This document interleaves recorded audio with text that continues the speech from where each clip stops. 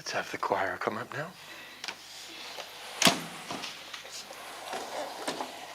Oh yes, thank you. Thank you.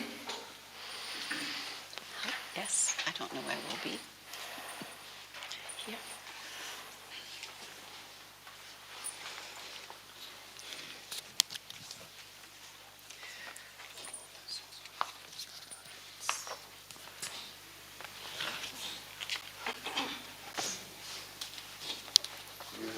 Beginning zone.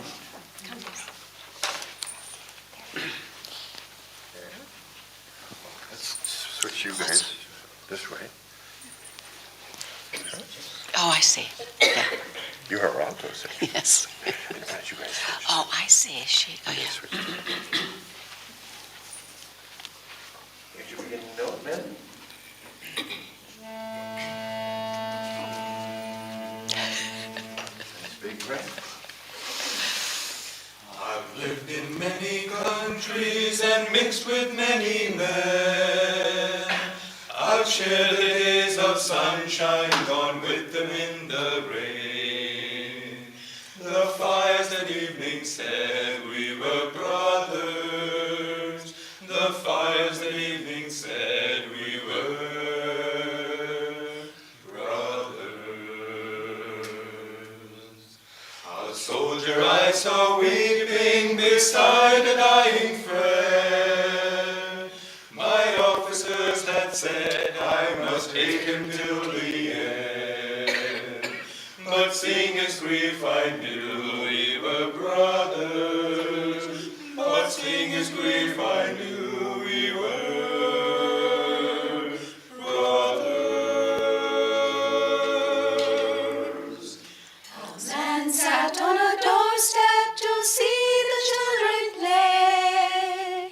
The gentle way he smiled there would charm your fears away.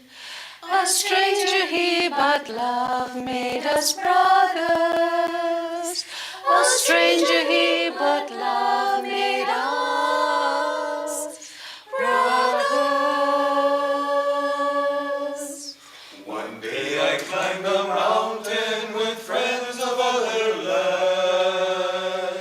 The words we used were different, but joy one understands. Our gladness in God's world made us brothers.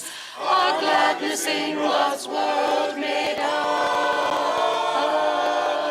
brothers. The words and customs vary like waves upon the sea. One life beneath the surface binds everyone to me. Who knows himself knows all men as brothers. Who knows the truth knows all men as brothers. Then brothers, why endeavor to set ourselves apart? The fences we've been building squeeze tight upon our hearts. Come sing the truth that all men are brothers. Come sing the truth that all men are brothers. Good job. Good job.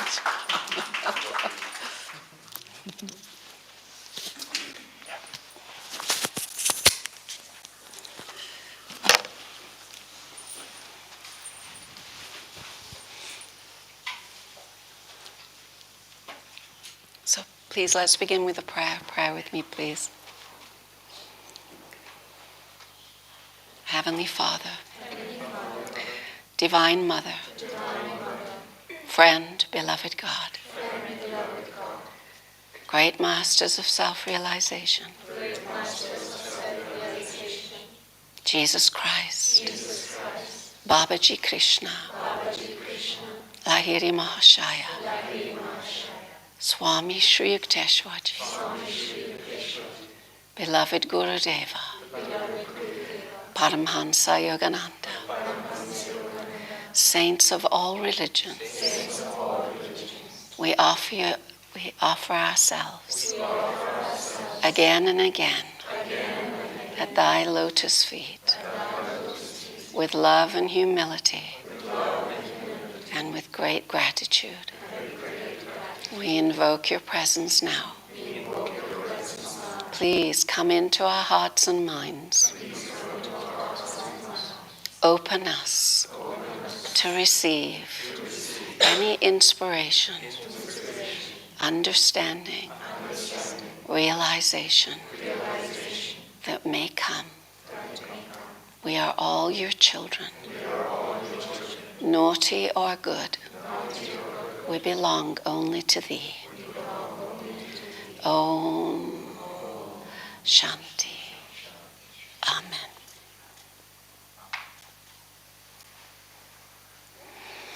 Let's just take a moment, just a moment. The music, the prayer.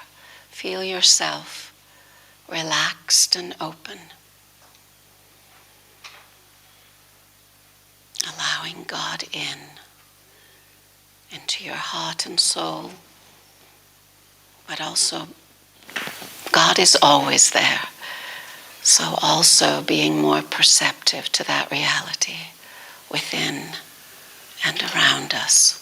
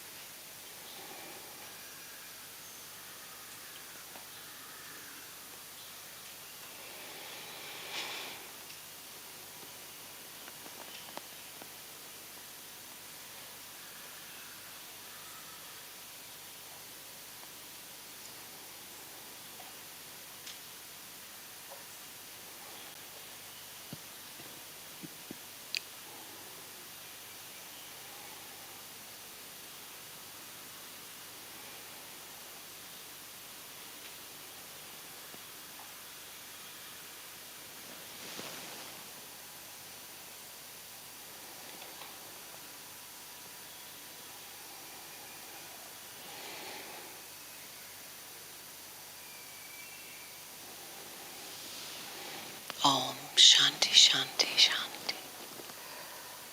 Amen.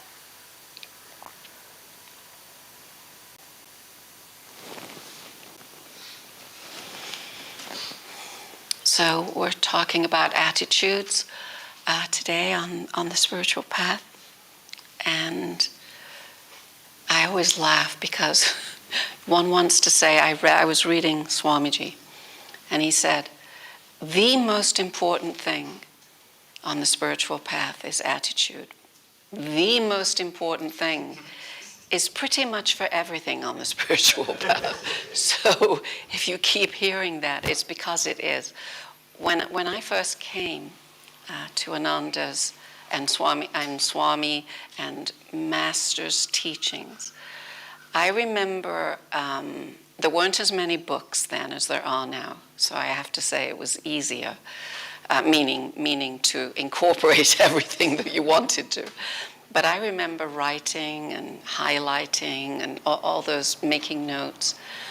And what I remember is that there were repeated words over and over and over.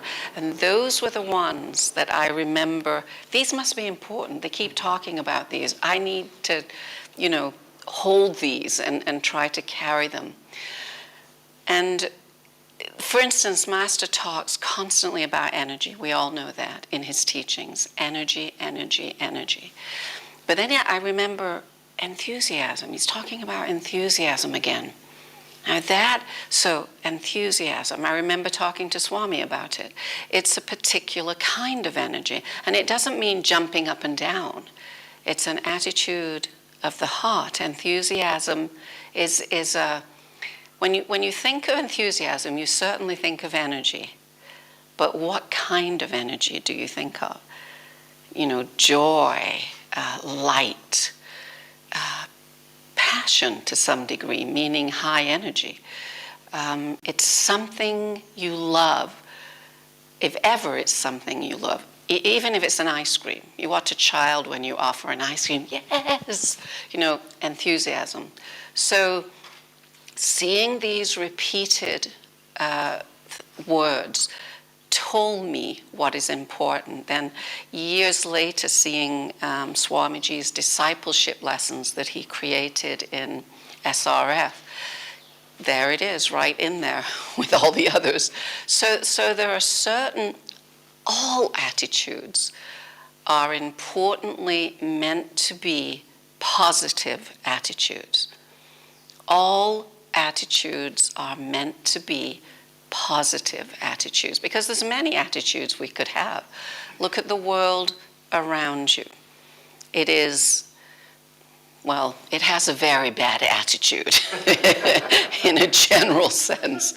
But cynicism, skepticism, just negativity, all of that, why is it so bad for us? Because it keeps us connected too strongly to the world, which seeks to pull us away from God. Essentially, each of us, can I say something before I continue? I'm sorry. I meant to do a little introduction, but then of course the prayer and the singing became introduction. But it's a joy for us to be here. I know that Bhajana did a beautiful class on pranayama yesterday, and it really is a joy to be with you all and to get to know you and to spend time with you. And I just wanted to say that it doesn't matter where you go in the world of Ananda, what country you're in, what language, what culture, because we're all devotees and one feels it. You're with your family. I'm singing with the choir. I only met them yesterday. So the idea of that shared understanding, whether you're new or not, there's a connection, and it's very dear. It's like automatic family almost. And I don't know if people do know the teachings well or not. So there may be, when I'm talking about attitudes today, there may be many that you're thinking, oh, that one again, oh, that one again. But they are repeated by the masters. We're not going to say that one again to them, So just keep in mind, and always taking it deeper. We were talking in some conversation in the last couple of days.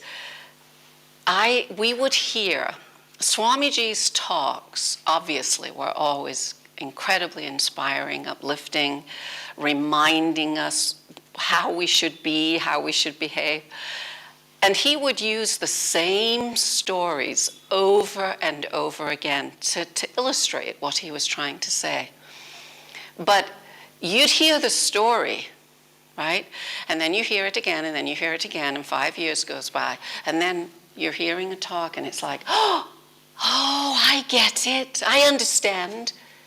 And then another 5 years go by, hearing the same story. Oh, I understand.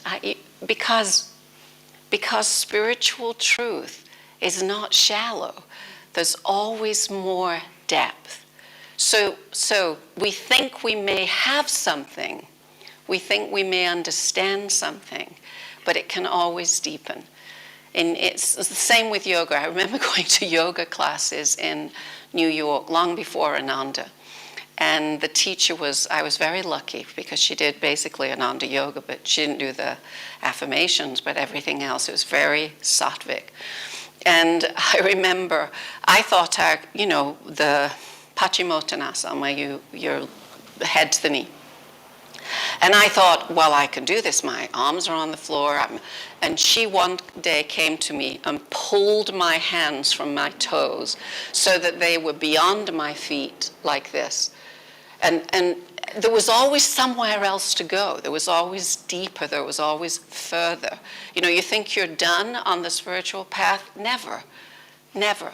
So hearing the same things over and over, there's a reason.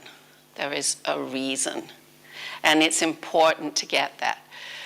because we can only incorporate, absorb, digest what we're ready for, and to hear it again, to be reminded again, very, very useful.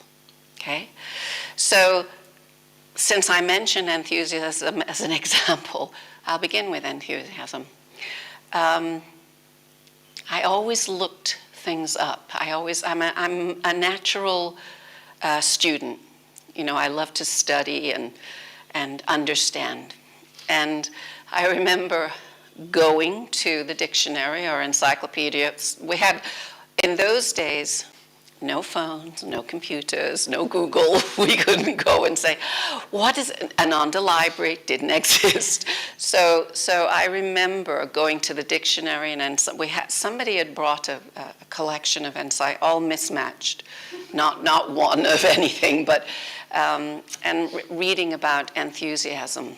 And of course, the root, but I was so excited when I found this. I love when things connect, when there's understanding, even scientifically, even in a worldly sense, to what is really going on here. So, enthusiasm, entheos, from the Greek, anybody know? In, theos. What is theos? God. And did you say God? I know you know. And theos. So in God, anything we do, being in the presence of God, being with God. So enthusiasm, I remind you again, not only outwardly, although that's a part of it because it's high energy, but it's also joyful, blissful. There's a to it, a little bit more expansive. So doing anything. Remember Master saying about Durga, because remember the story, another story that you probably heard many times. But the monks were painting, and they were, we think that spiritual energy is, it is serene, and it is centered, but it isn't spacey. It isn't slow necessarily. And so the monks are painting. And Durga Mata, one of the nuns, was she probably wasn't Durga Mata then, but she's on this end. And Master pointed her out to the monks. Get it done. Do it with enthusiasm. It doesn't have, we don't have to. It's important that that's going on inside, but it doesn't have to be outside. So it's a very high energy, but very centered energy. Beautiful. It's a beautiful, inspirational ideal, enthusiasm, for anything, for people, Master said, when you're with people, really be with people. When you're alone, be alone with God. So we want both. We want all of that in our lives. I think it's important to say that why attitudes are so important is because, obviously meditation is the most important thing we do. But how much space in a day does meditation take up compared to everything else? Not much. What are we doing with the rest of our time? What's going on? And that's where attitude comes in. That's where we have to find how our meditation is going to express itself, which it truly does, in our everyday life, in our interactions and relationships, in our work, in everything that we do. Attitude is a component, even toward meditation. Think about it. So it's very, very, very important, as is meditation, as you understand. So the next one that I want to talk about, if there's any questions at any time on any one thing, raise your hand. I might want to finish a thought, but we can, but we'll have space at the end for Q&A. So the one that I want to talk about, though, is even-mindedness. In fact, two go together, even-mindedness and cheerfulness. He repeats these over and over in his teachings, and Swami did too. Even-mindedness is about being non-reactive, not reacting. It's a very, very important part of the spiritual life. It's, you know, the world sees true spiritual teachings, and the teachings that we have, the precious teachings that we have such incredible depth. But the world just sees, you know, somebody calm or somebody serene, and doesn't think much of it. It's not edgy. It's not, what are other words? There are buzzwords that they use. But the very fact that it seems to the world tells you how valuable it is. Remember, what's night to the, I always get it confused, but whatever way you say it, it works. What's night to the world of man is day to the yogi. What's day to, you understand. So if the world doesn't like it, good. That's a good thing, spiritually speaking. So the idea of even-mindedness, there's a serenity. Even if you're engaged in a lot of this kind, inside you're not touched, especially in a negative way, but even in a positive way, meaning excitement and restlessness and agitation. So even-mindedness, there's a serene quality to it. Behind all the, you're serene. You're peace. You're at peace. You're at rest within yourself. And I was going to say about the self, within us, all of us are two beings. We have the ego happening and we have the soul happening. The masters are talking to us about how to nurture the soul. The world is nourishing the ego. And I don't want to say, you know, the ego is not bad. Master said, the ego is a bad servant, but a good man. No, got it wrong. The ego, no, that's right. The ego is a bad master. Thank you.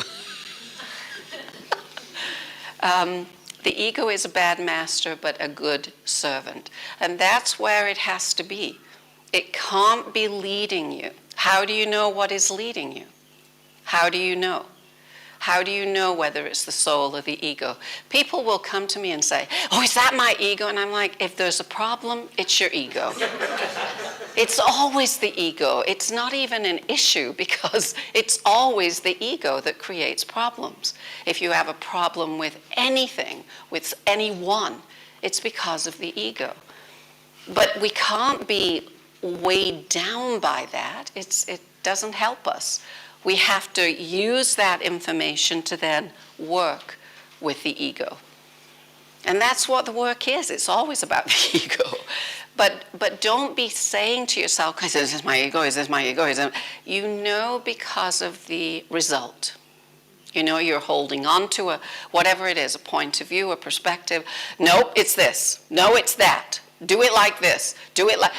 When we ask people to help us and then we want to tell them, all the little micro pieces of what we want, allow somebody to make their own mistakes. But whatever it is, in relationship, in anything else, be even-minded about how you see it, how you see people. You're serene. If someone does Swamiji would allow people to make mistakes. It's how you learn. You don't try to keep saving somebody from making a mistake. You can help, and especially if they come and ask for help. But I hope you understand what I mean. It's not like you always have to make everything right all the time. it's not true. Let God in, let Master in, and do what God needs to do with it, with whatever it is, a relationship, a work situation, a project, etc. So, even-mindedness, and they always go together, even-mindedness and cheerfulness. Master said, be even-minded and cheerful at all times. That's quite a statement. Be even-minded and cheerful at all times. And again, cheerful, it doesn't mean that you're laughing all the time. It can, but it doesn't have to mean it. It's internal.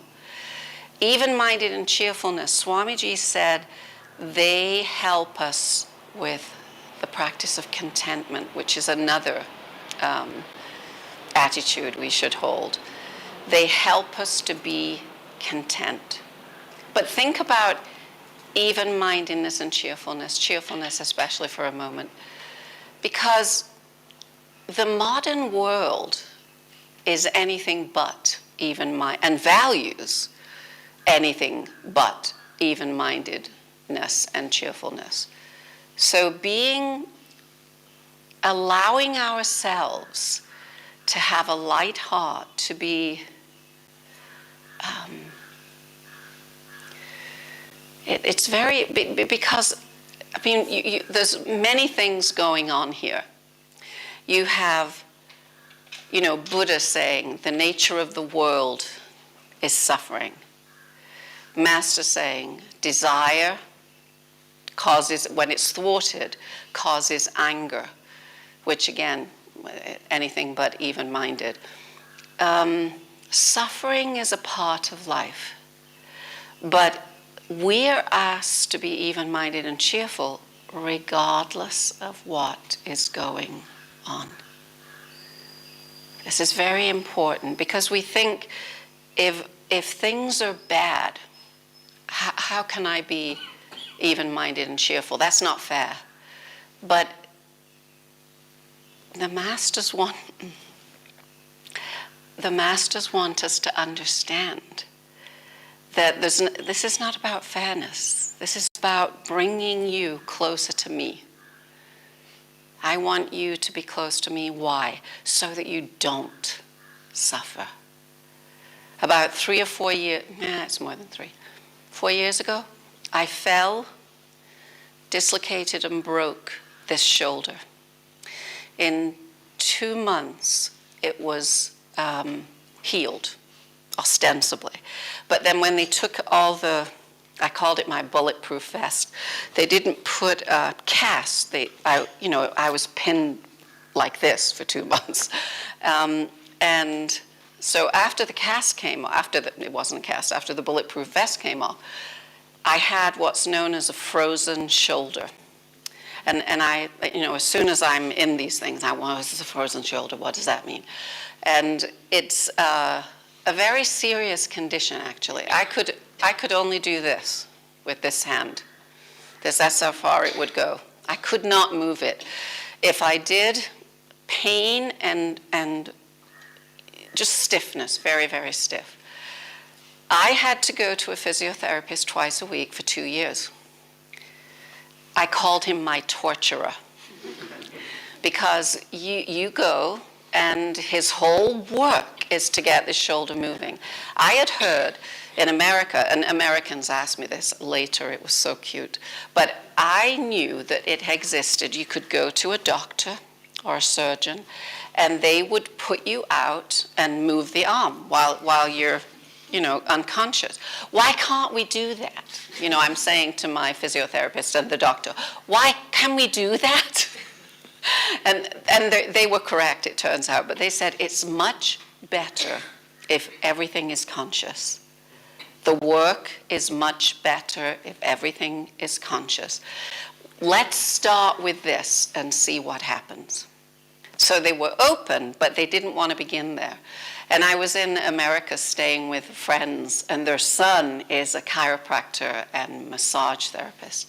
So he was doing something in the kitchen, and my friends are saying, why didn't you have they put you out and they work with your arm while you're out, while you're unconscious. And I said, and I explained, and they were rolling their eyes and saying, well, that just sounds like, I don't know, it just sounds like an excuse. Their son said, actually, they're right. The more conscious you are, the more complete what you're working on will be. And it's true, you're aware, you know what's happening, and you're trying to be a part of what's happening. So you become very intimate with your physiotherapist because you're always yelling at each other. That's what would happen. But what I remember is, at first, I was going to the physiotherapist like this. I mean, I didn't look like this, but inside, I was like, okay, I'll go. I don't like going, but I'll go. There was a lot of resistance because it was very, very painful. But I remember at some point, you've got to work with this. You can't. Imagine somebody comes to you and says, okay, my dear, we would like you to go 2 times a week to be tortured. For we don't know how long. Are you okay with that? Good. Okay, see you next week.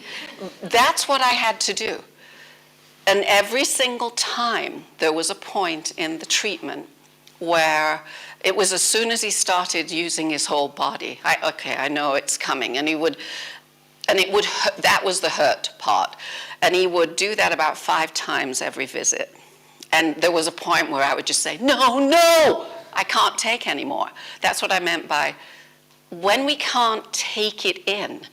Because what happens at that point is a great metaphor. It's a great metaphor for the spiritual life. But when we reach that point, there's no gain anymore.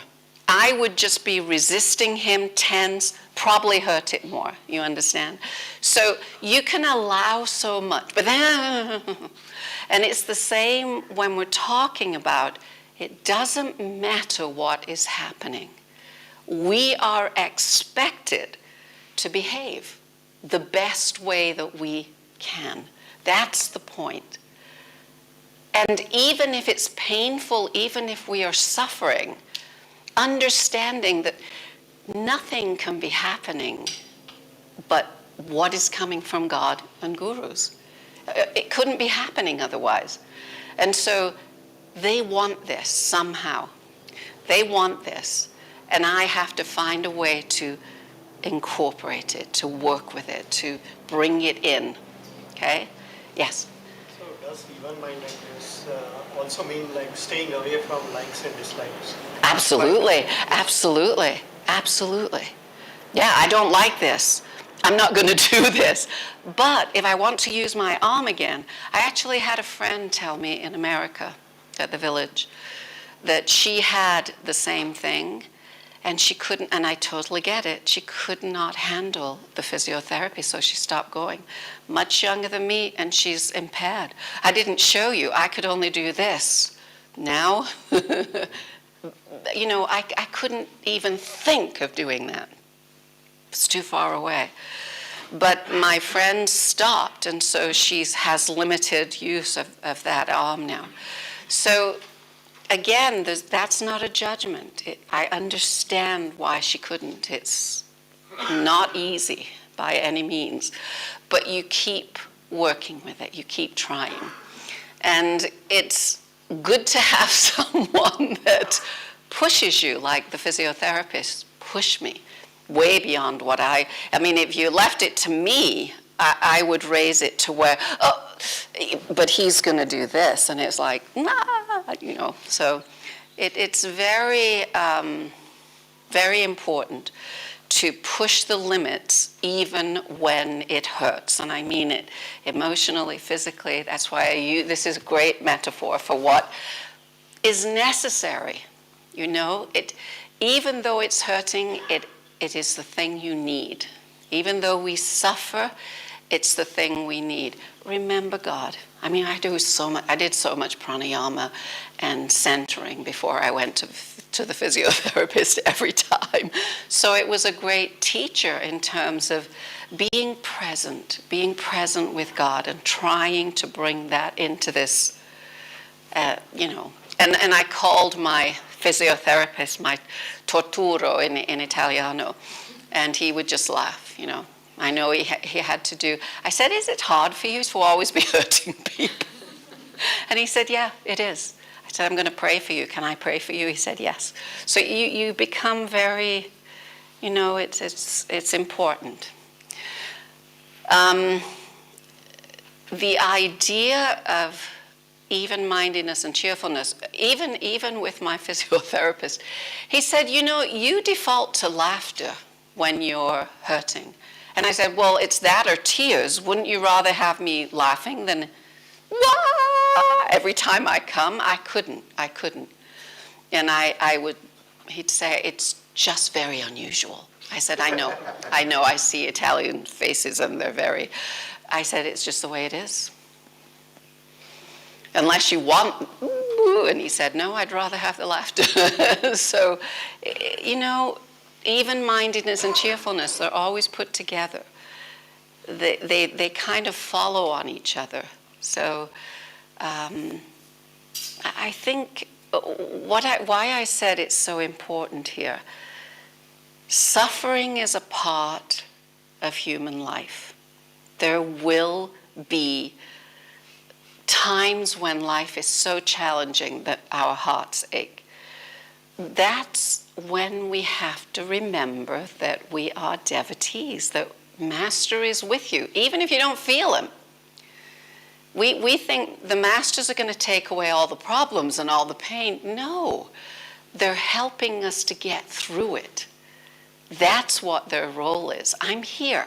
I'm with you. I know it's difficult, but I'm with you, so it doesn't have to be this difficult. You understand? I am here. Always remember that. It's not about removing those things. We expand to be able to deal with these things and bring God into it and with us. Okay? Comments? Thoughts? I should probably ask you after each. So even-mindedness, cheerfulness. I mentioned that they bring contentment. Swamiji said they bring contentment with them. Contentment is another one, I think, that is kind of misunderstood because people think of it as, I've had somebody tell me, but isn't that being smug? No, it's not being smug. Contentment is a incredibly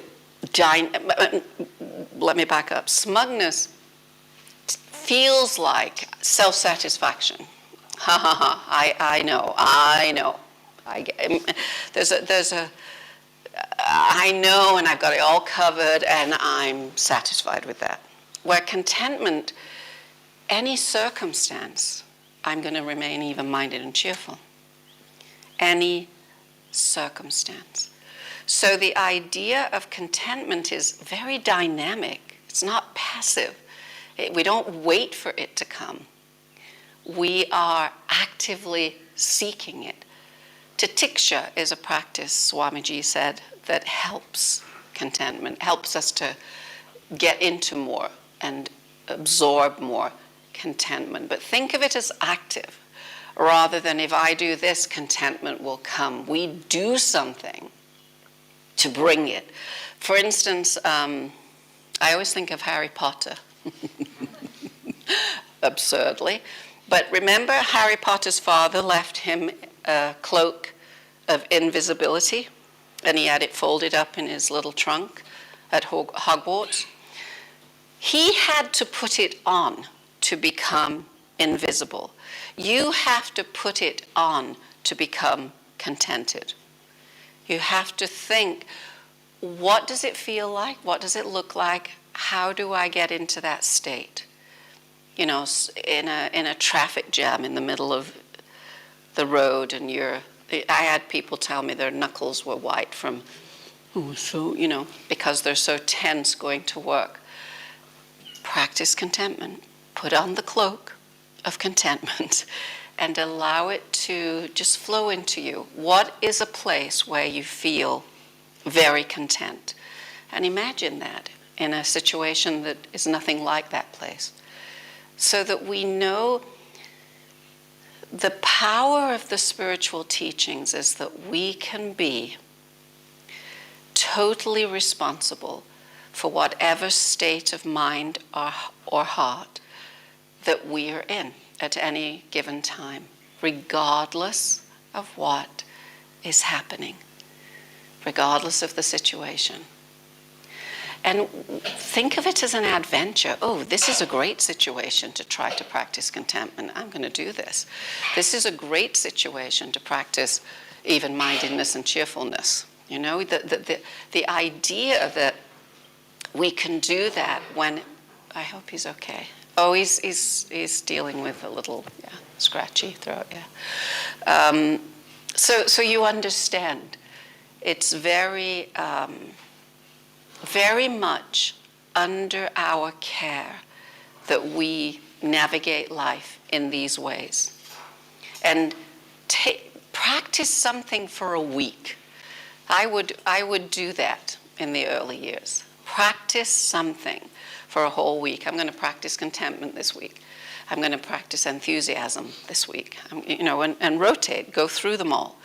It's very, very helpful because the teachings should not remain in a book or on a shelf in a book. They should be in our hearts and lived. We should be expressing them all the time.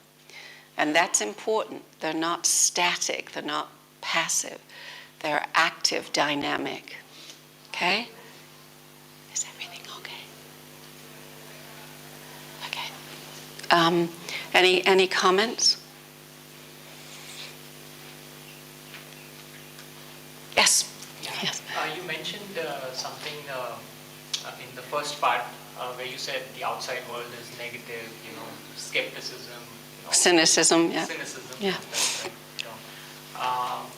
So when we're dealing with difficult people or people who have wronged us, the typical standard response that everybody around you expects, give him a piece of your mind. Don't take it. And on this line, what's the right? Where's the, yes. This is a fine line, right? Yeah, I understand. One thing to say is it doesn't mean that we have to take it, quote unquote, but it's how we confront it. Giving a piece of your mind implies that if you're angry, you just let it out to the other person angrily. The masters would say, don't do that, because it hurts you. It hurts the other person and the situation also, but it hurts you the most. So it's how you confront things. It's how you negotiate that's important. And we need to really find a place in us where we can talk about difficult things and do it with grace. I always think of it as with grace. Where you're saying what you need to say, but it's not mean. It's not mean-spirited. It's not angry. That is possible for all of us. And we have to find a way to do that.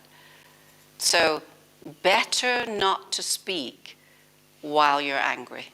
Those are Master's words, not Uma's. So better not to speak when you're upset. But that doesn't mean you don't speak.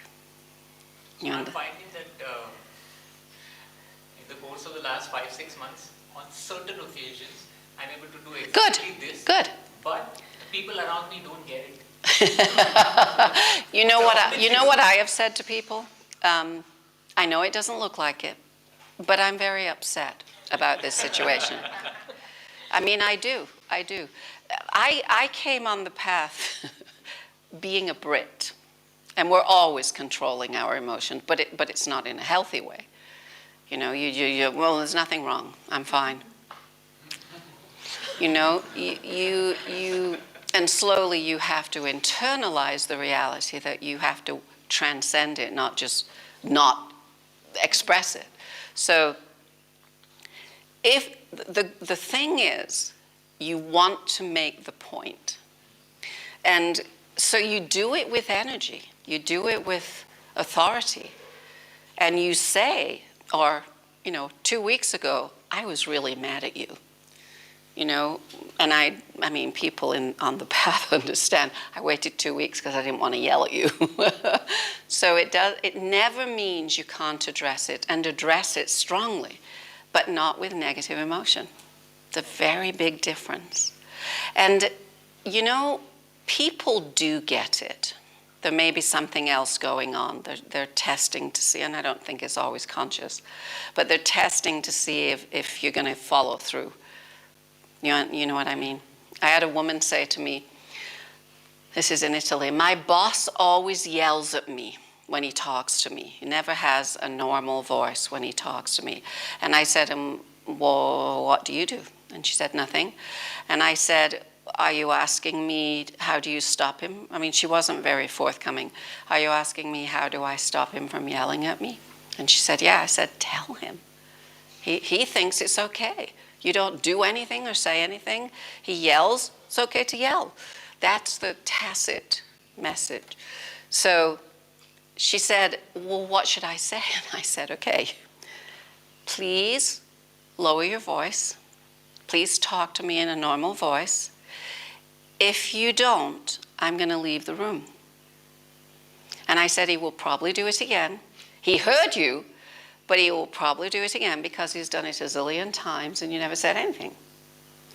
So one more time you say it. When he starts yelling again, you say it again, and then you leave the room. And she said, but if I leave, he'll fire me. Can't have it both ways. You either take him yelling at you because I want the money, I want to stay here, I want to work with this person.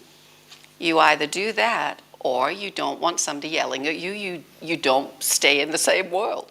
The energy communicates. Words communicate. They know what you mean. Something, you have to, intuition is a big part of this because you sense what's really going on. You're saying the people around you don't listen. They hear it. They hear it. And if you do it twice, you've done it enough. Something else needs to happen. And you have to find what that is. Again, sensitively. They may be just testing your energy, or he's asserting himself. We're not going to let... again, it's not necessarily conscious, but that's what's going on. But persist. There's a beautiful... we were talking about this something like this topic in a class, again in Italy, and a man said that in his office, he worked in an office with 6 men, and one of them was his boss. And he said his boss every day would come and lean on his desk, the man telling the story, and tell dirty jokes to the office. And of course, this man was a devotee, a Kriyaban. He didn't like it. And he said, I went home many times and prayed, I need some inspiration of what to do in this situation. And he said, I got the inspiration to pray, no judgment, don't judge them, and do a visualization of the men, the individuals, the boss, the office. He'd fill it with golden light, and 6 months he did this, never deviated. No judgment, you can't judge. See them all surrounded in God's light. 6 months. 6 months, the boss came to his desk one day and he said, I am really sorry that I've been doing this. I'm going to stop. No more. It was done. So whatever the line is, he had proved himself to God or whatever. He had done what he needed to do. That's why I said spiritual work is never finished. Don't think you've done something enough until there is a result. There's something to that he had to, he said what occurred to him in Master's teachings. Master says, you can't beat at the darkness with a stick. You have to turn on the light. How do I turn on the light? I'm going to send them light. I'm going to put light all around them. So yelling at people and giving people a piece of your mind is beating at it with a stick. turn on the light. So it's how we communicate conflict that's important. Okay, yes. Anyone else? Yes. So how about when a situation like this comes up, you're not feeling angry inside, you're Yes. not feeling aggressive inside. Yeah. You have to make your point. Exactly. There are people who need to be shouted at, otherwise they don't listen. Yes. So you are having tried so many times to be calm, cool, not allow the emotions to run away and not to get angry. I came to that in that mode where I'm not angry. Right. I know and I accept whatever is happening, but now I need to, Express. express that this is not done or what. Right. So I say it loudly and with authority and looking them in the eye. Many a times that works. Yes. When it doesn't, I would try the not doing it loudly, okay. because you can still have authority and you can still be strong, but it doesn't have to be loud. One of the ways, when we think of the yamas and niyamas, ahimsa, non-violence, is a part of every aspect of life. And in communication, shouting is considered violent. So to make it non-violent truly, you don't shout. Shouting, obviously shouting, anger, aggression, blame, all of those are, they're not ahimsa.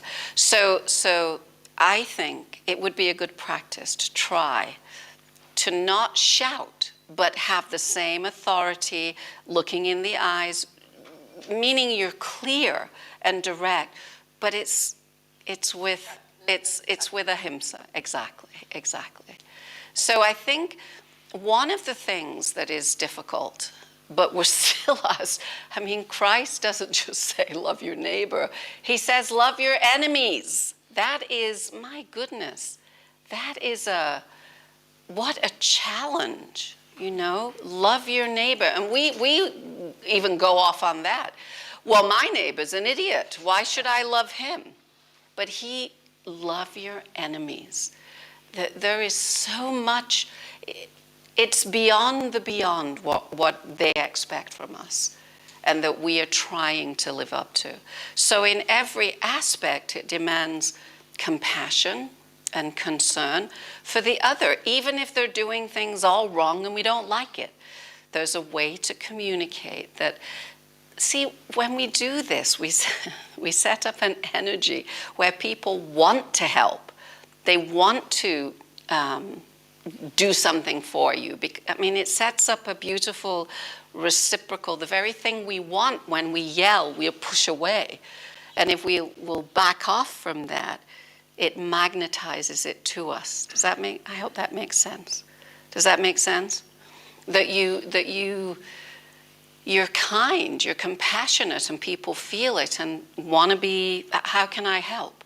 Rather than messing up around you. So that's why I say it's an adventure to find your way with these teachings, because you see the changes, you see the magical touch of the masters and what they're asking. In the Sermon on the Mount, Christ talking about love and loving your enemy, and ends with be perfect. Be perfect. And of course he knows we're not, and he's talking to people that are not, but be it anyway. Be as perfect as you can be. So, anyone else? So what have we, excuse me, what have we just talked about? What we were just talking about? Thank you. Thank you. I am content going to my physiotherapist. I just remember so strongly. So another, it's a catch-all for all of what we're talking about. Self-control becomes a very serious part of how we practice with all of these attitudes. Self-control is when I govern myself put these into practice.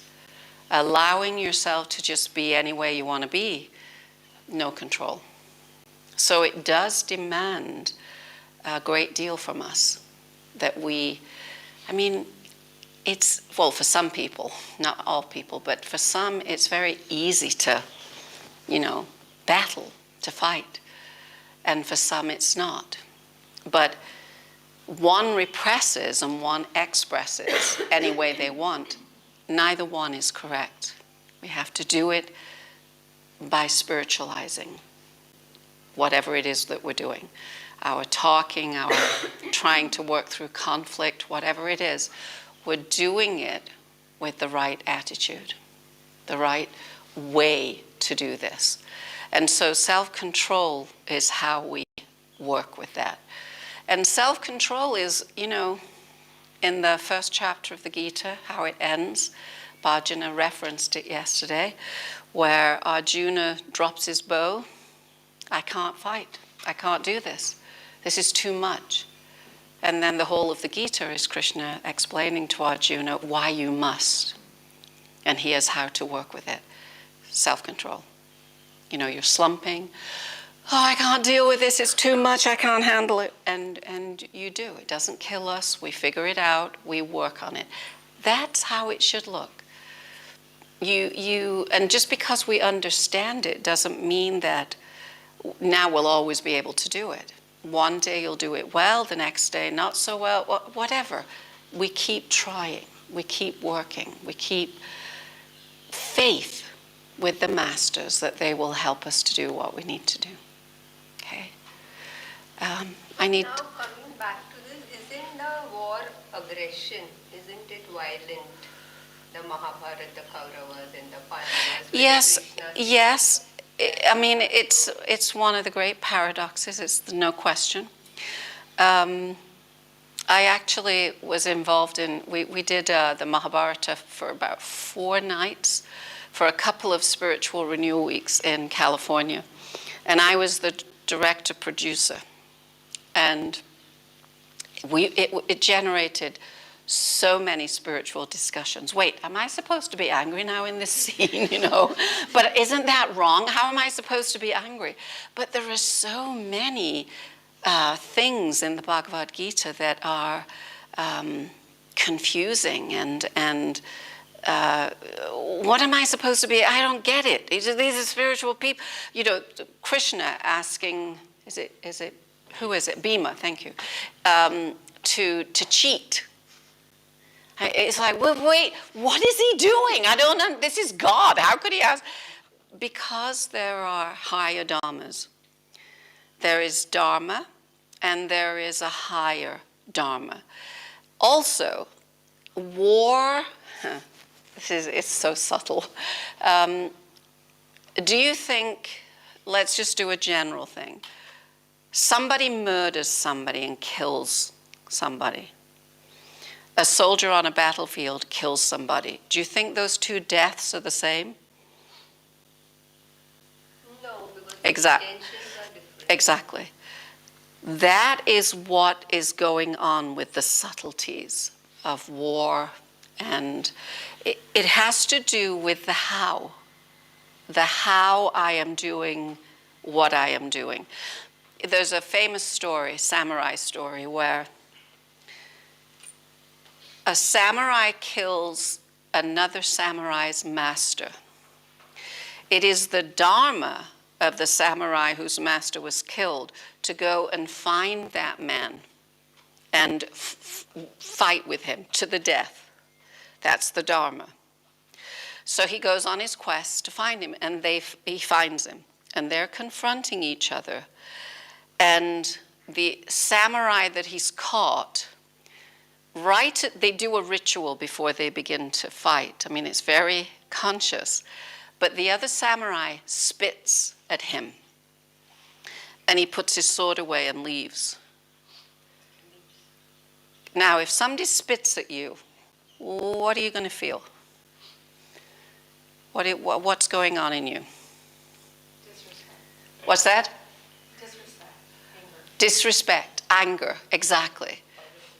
Exactly. So the samurai felt anger and he couldn't fight in anger, so he had to leave. Self-control. Do you understand it? It's so, how is this making it okay to fight? Because it's how we do it. It has everything to do with the action and how we're motivated. So anger, revenge, all of those things, no. So he governed himself. I have to leave. I can't fight in this state. It's not the right thing. It's not dharmic.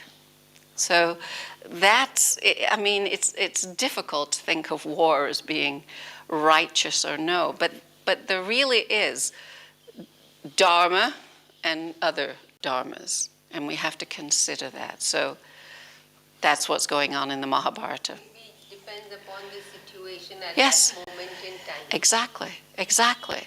I mean, in general, we don't want war, but if there is one, how are we going to be participating? If we are participating, so important. Sometimes it also depends upon the present moment. Yes, of course. Because Absolutely. at that time you get intuitively you feel Yeah. you say what is required, and Right. that quietens the other party. Yes, Sometimes it happens. Yes. We also Yes. had that experience. of course, yeah.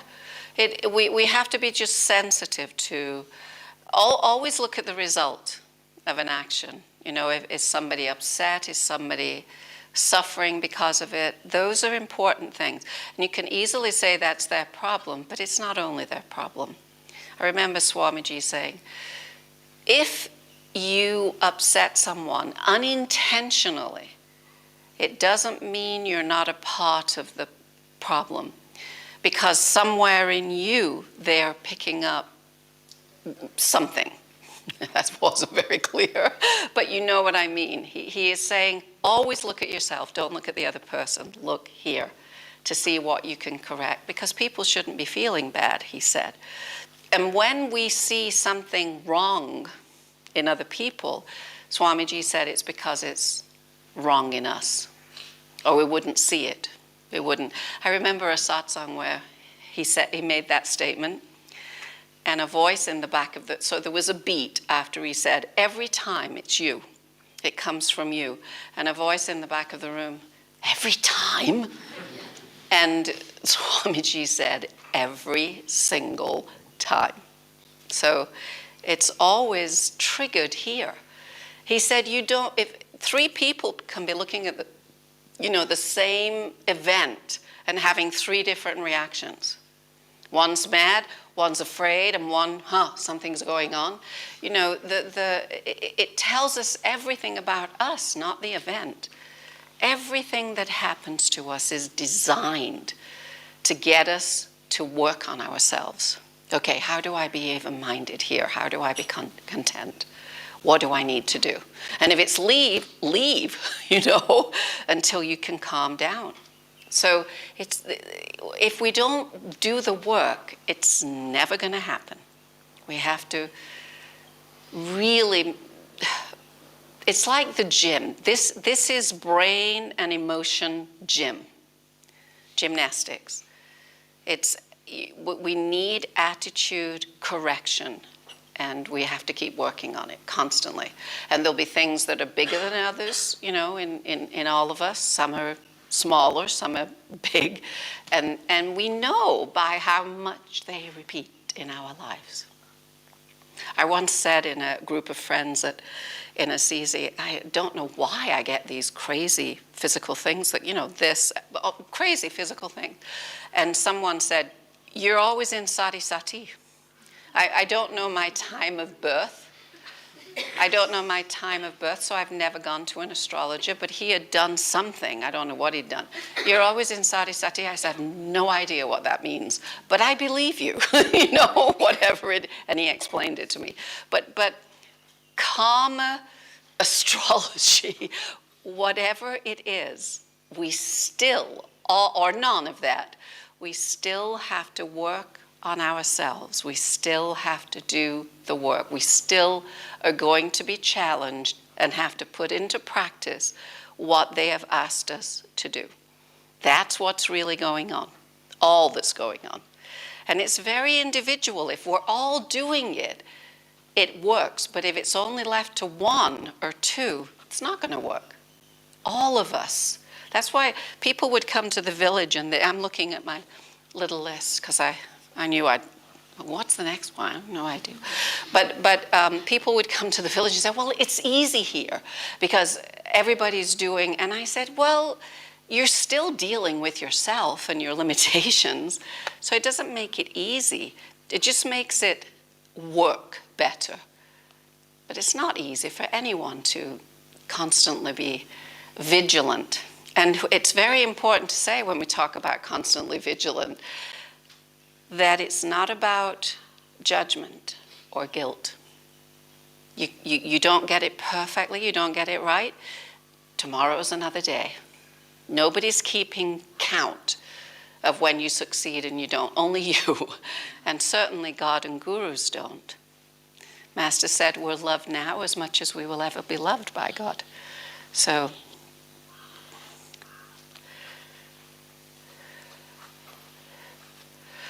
practicing the presence of God. We can't do it without this. We can't do anything without this. Anything that reminds you of God and gurus all the time.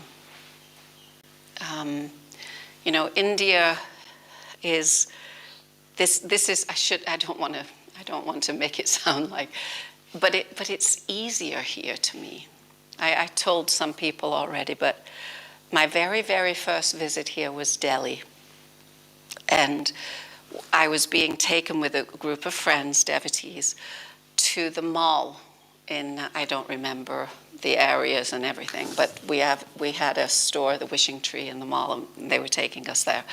And we were on the opposite side of the road to the mall, and we're walking along, and it's loud and noisy, and these glorious colors. I'm very visual, and I would just stop and watch ladies go by in these incredibly beautiful and complicated, colors to get, lime green and hot pink and navy, and I was just enthralled. I couldn't walk a step without, and I was walking past this little alleyway, and it was grubby and dirty and, buildings like, it just looked, but right down here, right where I was walking by, was a little niche in the wall with a white statue, marble or white stone, of Ganesha. Pristine, totally pristine. Fresh flowers, a fresh mala around Ganesha's neck. And I'm just thinking, this is India. This we could care less. This is what's important. So beautiful, so incredibly beautiful. This is the priority. This is where the focus is. And that was preciously taken care of, perfectly. So practicing the presence of God is that. In the middle of chaos, filth, it doesn't matter. God is here. God is here. So that's what I meant when I said it's somewhat easier in India because it's such a part of your culture. You get in a taxi, there's an altar on the dashboard. Nowhere else in the world is, people will have a crucifix, but it's an altar. It's a whole altar. Everybody's on there, and you just got into a cab in a noisy, chaotic city, and there it is. It's unbelievable. So be aware that that is a reminder. It isn't just a thing. That's a reminder, a conscious reminder. Teresa of Avila said, it's not enough to just have holy objects around you, pictures or statues, or you have to interact with them. You don't just walk by them. In Jewish homes, in practicing Jewish homes, someone gave me one from the Holy Land. They have a mezuzah. thank you, mezuzah. I say mezuzah. And they touch it when they go in, and they touch it when they come home. On the door, a post. As you go out, as you come in. But again, it can become very mechanical. Practicing the presence of God is not mechanical. It is not mindless. It's not dismissive. I want you with me. And in the mezuzah is scripture, some quotes from scripture. And you're consciously taking God with you. I brought you home too. Because it's the truth. God is always with us. If we never think about God, it's as if he's not with us. So we have to, God is not missing from the relationship with us. We are the ones missing. We are distracted. We are somewhere else. You have to stay plugged in to God. Don't let the power, don't let it lose its charge. Keep it recharged. It's like forgetting your cell phone or your, whatever it is. You don't do it and it's dead. Don't let it die. Keep it plugged in. That's what practicing the presence of God is. You're staying connected. But you're staying connected with God, not just, and now everybody's looking at their phones because I've reminded them of their phone. So the idea of working with practicing the presence of God, whatever you're doing. The most famous practitioner of this, I think, is Brother Lawrence, 16th century, 15th century monk. When should we take a break, by the way? It's 11:30. It's been an hour and a half. It's time. 5 minutes, okay. So don't let me forget. Thank you. Brother Lawrence, he was a classic monk. I think he was Franciscan. And he was a lay brother, which means that he was not educated, not an administrator. He just washed dishes for the monastery. And he said, every so often through the day, the bell rings and we go to the church and we say prayers. We go and meditate, essentially. Then we come back to what we were doing.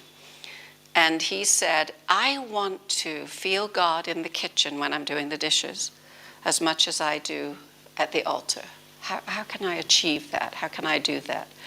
And he said that the first day he tried to do it, he managed 5 minutes. Not together, like a minute here, a minute there, because the kitchen was busy and distracting. And he said, okay, I want to feel the way I do at the altar, which is peace, serenity, intimacy with God. I feel God in my heart. My devotion flares for a while. I want to feel that all the time, especially when I'm working, because I work all the time. So he pretended, he imagined that he was feeling it. And he didn't give up when he only did 5 minutes the first day. He kept on trying. Here's what he said in a letter to someone many, many, many years later. Now, when the bell rings, because he always looked forward to going to the church to be with God. Now, when the bell rings, it's an interruption. I'm already with God. And so I feel God here among my pots and pans as much as I do on my knees at the altar. Perseverance, enthusiasm, devotion, perseverance. He never stopped trying. And it became so. We can practice the presence of God anytime we remember. But try to keep remembering. Stay plugged in. Even in the midst, especially in the midst of busy days and chaos, remember God. Feel God's presence. Feel God is with you. Yes? Could you please tell us again who said this? It's not enough. Brother Lawrence. No, it's not enough to have holy objects in your house. Oh, that was Saint Teresa of Avila. This lady knows. Saint Teresa. Avila. Avila. Thank you. Yes. Anyone else? Okay, so we'll take a break.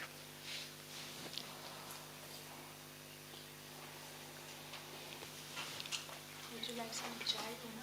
Yes, now I would. Thank you.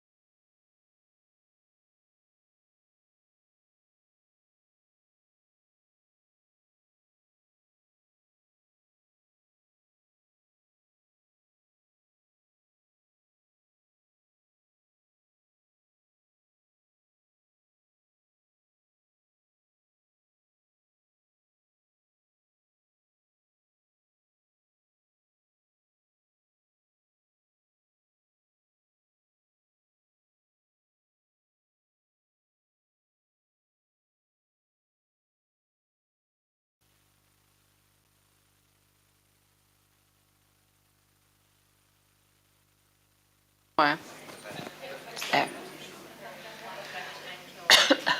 Are there any comments or thoughts or questions about what we already did? Okay, so we'll go on. There's two that I want to address. This is an article from Master. I don't have a year. I only have the year it was published in our magazine. So, but it's a list of 9. I'm not going to go into all 9. But this is on the Ananda Library for those that are interested. And the two I wanted to talk about were devotion and mental whispers. He puts those together. And live in the consciousness of goodness. Such a beautiful, simple statement. But in devotion and mental whispers, Master says devotion is paramount. Another one of those, this is very important. Everything is very important. So devotion is paramount. Without love, there's nothing we can do on the spiritual path or in life, in fact. And so he is saying the mental whispers are you constantly calling on God from your heart with devotion and allowing that to take over. Everything will become, this is essentially how to practice the presence of God according to Master. Keep your heart and mind, excuse me, keep your heart and mind on God. Don't let that fall away. Remind yourself, love God and carry that with you constantly. Whatever will remind you of it, to keep it alive, do it. Whatever, little notes, open up your wallet and something is there to remind you. Whatever it is, just keep doing it. Okay? What Master says is, God can't resist this. This is the one thing that God can't resist. I was asked to talk about something in the Bible very recently. And I think they told me they wanted me to go into, I think they told me, I don't think I said I'll do that one, but it was the story of the woman that reached out to touch Christ's garment and be healed. And I had a very clear realization when I meditate, because I've heard, everybody's heard this story a million times. I want something new. What, please help. And what I realized is that, so this woman, they don't name her. She's been bleeding for 12 years. That's what the Bible says. She had a hemorrhage for 12 years. And so she was always unclean in the Jewish world of the time. And so could never participate, even with neighbors and friends. She was kind of an outcast. So she's at something that Christ is doing, and there's lots and lots and lots of people. And she's thinking to herself, if I can just touch his cloak, his robe, I know it will help me and heal me. So she does that. And Christ said, who touched me? I mean, we probably all know the story. Who touched me? And the disciples are like, well, everybody's touching you. They're all pressing and trying to reach you and talk to you. A lot of people are touched. No, who touched me? I felt power leave me. And she said, it was me. And he said, your faith has healed you. That's the story from the Bible. But look at all the implications of that story. He says, who touched me? I felt power leave me. It's almost like he doesn't have any control over this, which is a revelation to me. God has to respond to that kind of love, that kind of faith that this woman showed. I know if I can just touch the hem of his robe, I'll be healed. I know it. And so that is what is irresistible. Master talks about it being irresistible. Your love and your faith, when it's that profound, is a magnet. It doesn't just magnetize us toward God, it magnetizes God to us. Christ had to respond. He must respond. It's a very reciprocal relationship when it becomes that deep. Do you understand how it's such a beautiful, beautiful story? It's an incredibly beautiful story. And it's about us, our love, our faith in God, to help us, to guide us, to heal us, whatever it is. It's constant. God is constantly there. I had a treatment from someone that told me she sees angels, right? She's a friend. I knew her. She used to live at Ananda. I said, did you used to see angels when you lived at the village? Yes. She said when she was a little girl, her mother told her, because she was in the church like this, watching all the angels. And so her mother said, darling, please don't do that, because many people don't see angels. In fact, most people. So when they see you, I mean, it might hurt them to know that they don't have this in their life.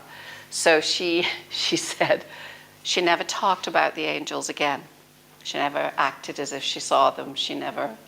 So I said, do you still see angels? And she said, yes. So she gave me she told me, everybody that comes, everybody has an angel, at least one. But many have more.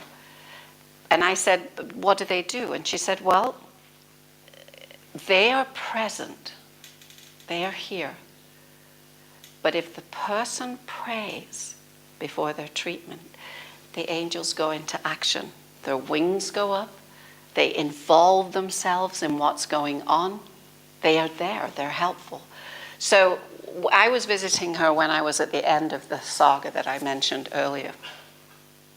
And so I lay down and she gave me a treatment. And I prayed. I didn't pray out loud, but I prayed. Dear angels, anybody that can spare a moment, I'd like you here. I know there are people probably need you more than that's okay, but whoever can, it would be nice if you were here while I'm having a treatment. I mean, basically that was my prayer. So after the treatment, we were having tea. And I said, I asked the angels for help. She said, I know you did. It was very cute. And she said that there were 11 angels, which is not unusual. There were 11 angels. But she said, what is unusual, it happens, but there was a little tiny one who worked on my head and shoulder the whole time. Little one.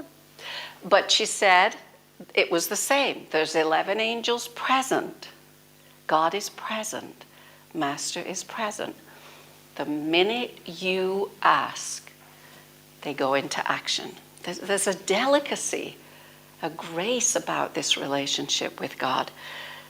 And it is, they don't intrude. You want to do it, you can do it. But if you ask, we will do whatever we can. So don't just expect it or have faith that they're there. Ask for help. Ask for guidance. Ask them to be involved. It's very, very, another very, very important point. Everything is highlighted on the spiritual path. And so the power of our, in the Bible, seek and you'll find. Ask and it's given. Knock and it's opened. Probably said those in all the wrong order, but everyone begins with an action. We have to knock, we have to ask, we have to look. That is a great magnet to draw God. As Master puts it, God loves this. When you love God like this, God loves it and will respond, because it's creating the perfect magnetism to have God with you. And God can't resist it. It's irresistible. God has to respond. Remember that. This is why when Master talks about prayer, don't beg. You deserve God. You deserve God created you. You're a part of God. You deserve everything good that God has to give you. Ask for it. But essentially, that comes when we love, when we have faith profoundly. Okay?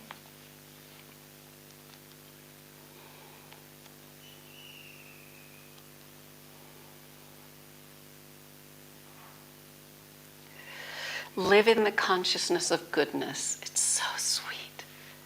Live in the consciousness of goodness. Not valued by the world. Sweetness, goodness, kindness. But very, very important that see people as extensions of your own family. Because everybody is your brother, sister, father, mother. Everybody. There isn't anyone that doesn't fit into those categories. We're all children of God. And the respect, kindness, caring that you want from the world, you have to be willing to give. In fact, anything that you want, you have to be willing to give it. You want more love in your life? Be more loving. You want more friends? Be more friendly. You know, it's not rocket science. Kindness, goodness. Live in the consciousness of goodness. It doesn't sound very important. Goodness, kindness, caring, but they, again, are very important. I once had someone say to me that she was a flight attendant. This was in America. And she said sometimes on flights they would have celebrities that they had to serve as flight attendants. And she said it was very interesting because a lot of them were not very kind. A lot of them were not very good. A lot of them were not very caring. And she said it's become a barometer for me that no matter who the person is, how they treat helpers and servers has become a criterion for what that person is.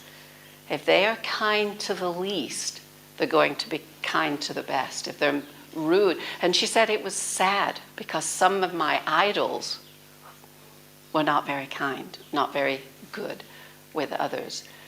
How you treat everyone and everything, animals, people, children and animals kind of know. They know energy and vibration, you know. They avoid. and what do we mean by vibration? It's the prevailing consciousness. It's your consciousness that you carry with you. Where is your default mode in your consciousness? Are you critical? Are you judgmental? Are you unkind, uncaring? Or are you consciously trying to be compassionate and tolerant and loving and caring and kind? That will show in how the world responds to you. Truly, it's energetic. The world responds to our energy in any way, shape, or form.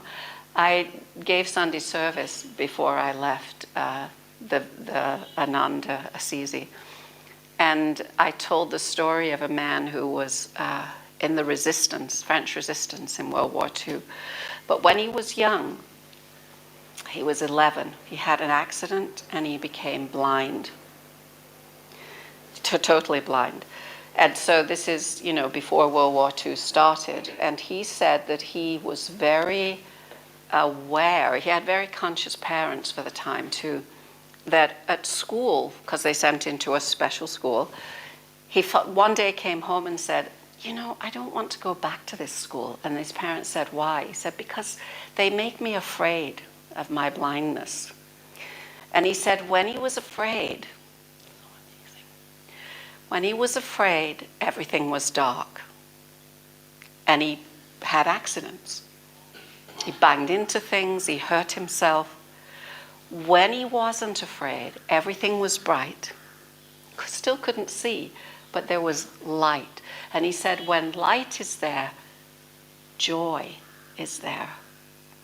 And he said, I can actually sense that things move out of my way. Think about that for a minute. He never hurt himself when he could see light and feel joy. Never hurt himself, never banged himself. The world responds to our energy and magnetism. Literally. Literally. So think about, what is your default mode? What is your center of gravity? What do you put out to the world? Without saying a word, without interacting, just what are you sending out? And that is how the world will respond. The man said he was once leaning on a building, and he said, I know the building was also leaning on me. Isn't that an interesting feeling? You know, we were supporting each other. When the war came, I think he was by then about 18 or 19, something like that, and he was used by the French resistance to tell if somebody was truly what they said they were. People come, I want to join the French resistance. How do we know he's not a spy? How do we know he's not somebody trying to infiltrate? He would say yes or no, and they believed him, because he was using his intuition. He was using other parts of himself to be guided. We have a lot of parts that guide us, and we have to use them and create the center of gravity, the default mode that we really want. What do you want others to do to you? How do you want others to behave to you?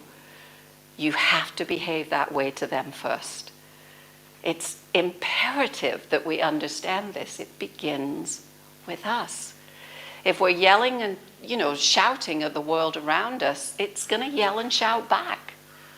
If we bring grace and goodness and kindness, it's going to give those back. It begins here, and it begins with Master. Carry the Masters with you. Carry God with you in everything. And everything will be well. This is the last thought. When I did this initially, the first week was very, very bad. And I remember a friend, because people were bringing me movies, and I'm like, I can't even think about watching a movie, whatever it is, even Bambi. I can't. So they were bringing me books. And one book I had in California, Enduring Grace. It's a beautiful book about women saints, Western women saints. And I remember just opening it. And it was Julian of Norwich, who was an 11th century nun in England. All is well. All was well. All will be well. All is well. I remember, thank you. That's what I needed. If we ask, it comes. And always remember, whatever is happening, however you feel, all is well, all was well, all will be well, all is well. All. Thank you, everyone. So now we have a chant, and then, yeah.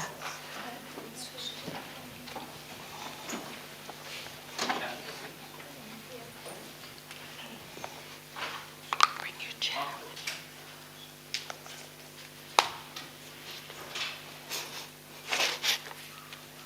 Yeah.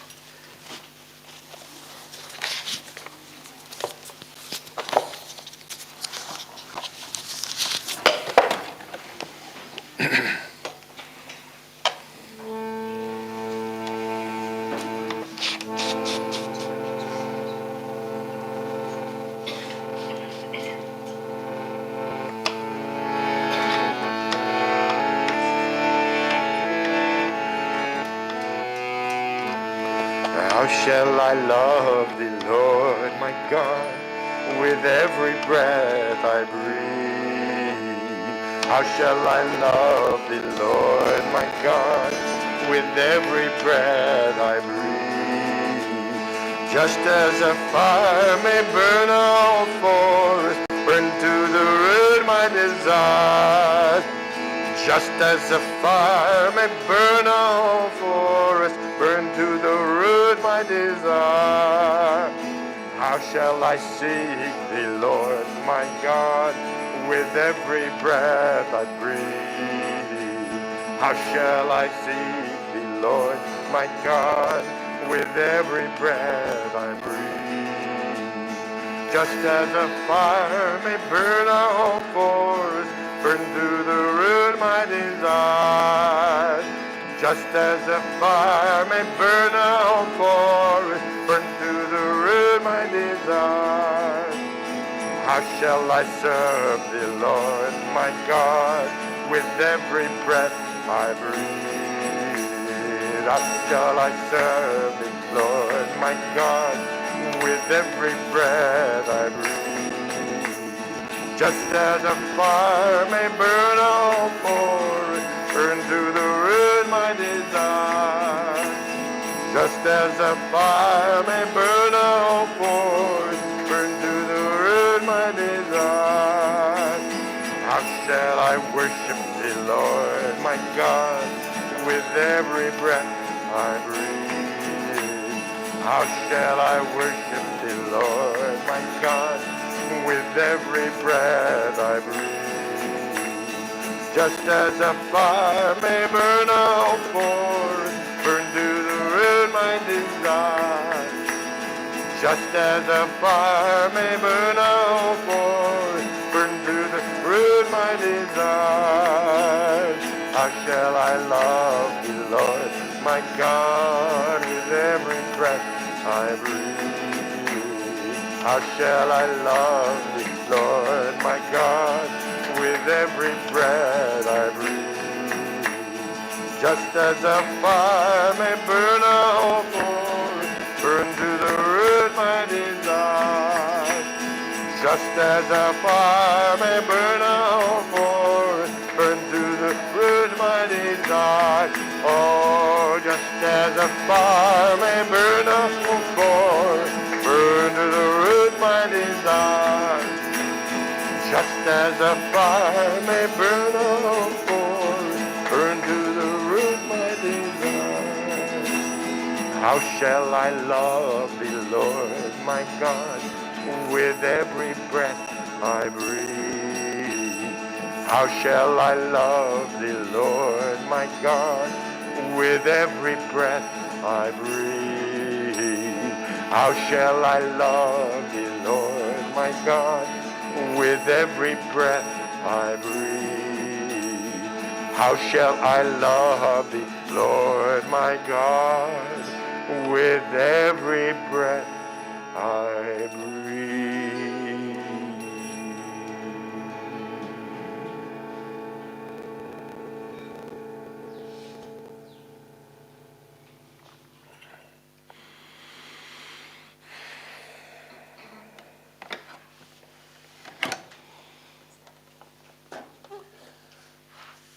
So, we just thought to